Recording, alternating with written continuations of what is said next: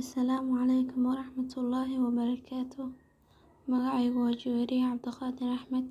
Halkan waxaan idinkaga soo gudbinayaa tix yar oo gaaban oo ku saabsan hooyo macaan. Hooyoy macaaney, runtii waxaad tahay raxmaddii nafteenoo, dhibkiyo rafaadkiyo mid dusha u ridatoo, raaxadii ka soontay Rabbigay intuu bashar dunida dhigay.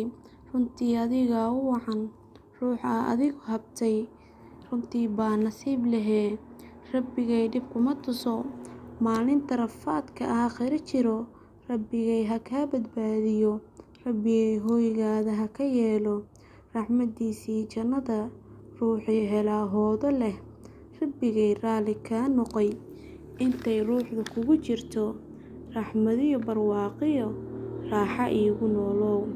Hooyoy macaaney, haddaan jawhar kuu raro, xaqaagii ma ridi karee. Adduunyada raas qabow, aakhirana jannadii firdowso. Kuwii raalli laga noqdo, rasuulka micigiis noqdo, Rabbigay ha kaa mid dhigo. Aamiin.